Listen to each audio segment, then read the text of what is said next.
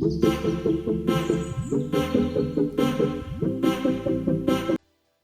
everyone, welcome back to my channel. This is Megha Kadul. Hope you all are doing well. So in today's video, we're going to talk about one of the famous DevOps tool, that is Docker. We'll get an understanding about how Docker works and what are the basic Docker commands that will be used. So let's begin with the video. Why do we need Docker? So let's check one of the common scenario that was faced in the IT industry. Developers write the code to build a new application, and once when they are done with their task, the application is ready to be released in the production environment. There are some issues that starts occurring.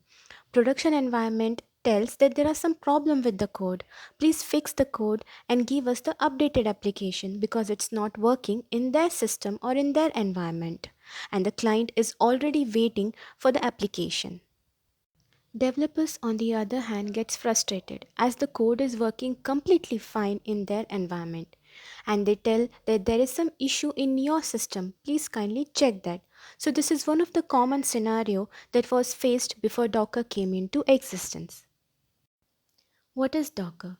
Docker is a DevOps tool that helps you to build, ship and run your application with the ease of containers. And it makes sure that your application runs seamlessly in any environment, whether it may be development, testing, or production environment. Consider a real life scenario where you want to transport your goods from one location to the another. So what you're going to use for that? We'll make use of containers. Containers are the best way to package your goods from one location and unload it to the another location. The same concept is being used by Docker. So what are these Docker containers? Docker containers is a way to package your application with all its dependencies, configuration and libraries all packed in a single unit called as Docker container. These packages are easily shared around, and these features of portability, having an isolated environment, make it more efficient.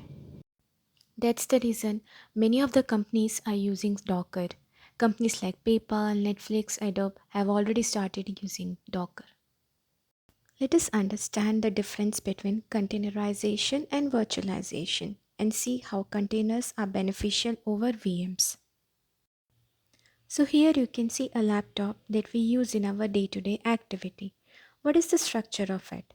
We have the hardware where we have CPU and RAM, and on top of that we have operating system which may be Windows, Mac or Linux. And on top of that we have the application where we run all our software, use music, video, browsing and many more. Now consider a scenario where you want to develop an application, but the primary requirement of that application is to make use of Linux operating system instead of Windows operating system. So what are you going to do in such case? In such case, we'll make use of virtualization that helps us to run multiple operating system on a single machine on a single laptop. And how you going to achieve this virtualization? It is achieved with one of the component that is called as hypervisor. Hypervisor can be considered as a software that creates and runs the virtual machines, and one such example of it is Oracle VirtualBox that is widely being used. Containers doesn't make use of hypervisor, which makes them to deliver a better performance. So let's see what are the benefits of containers over VMs, virtual machines. One of the benefits of containers is it takes less boot up time as compared to VMs. The other benefit is containers are light in weight and they use less resources compared to VMs, as everything is packed in a single unit. Containers does not require any separate operating system. Instead of that, it makes use of the existing host OS on which it is already running.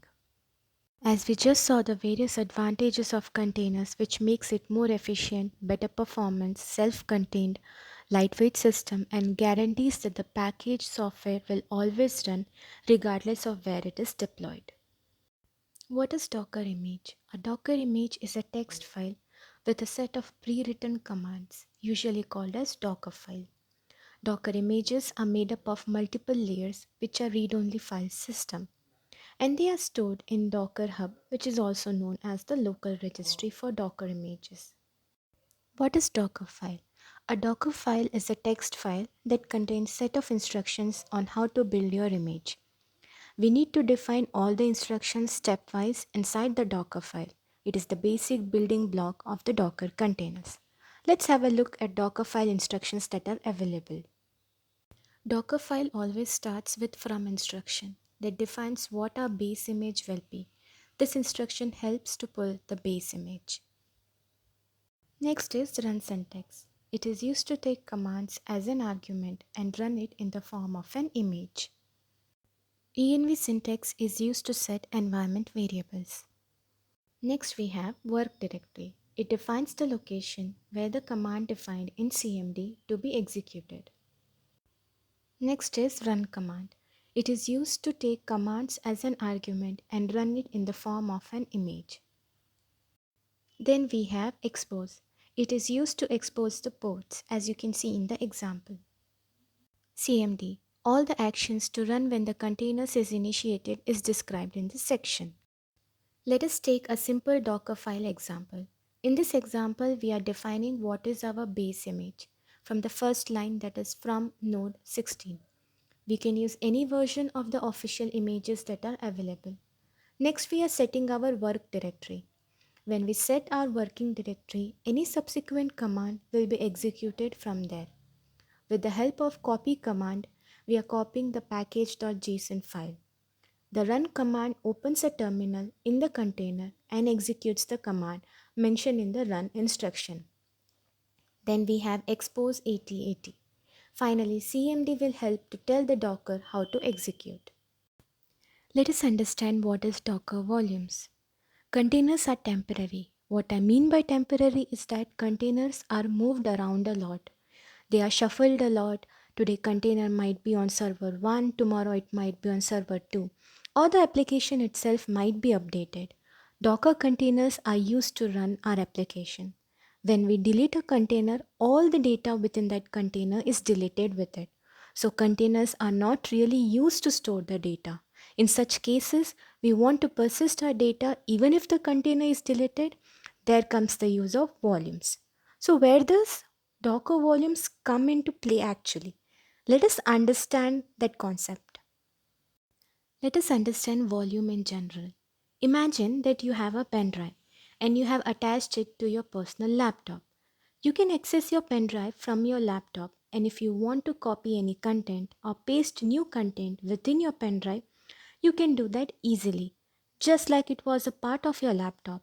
But in reality, that pen drive is an external volume to your system. It's not a part of the laptop itself. So, generally, what volume means is an external source of data.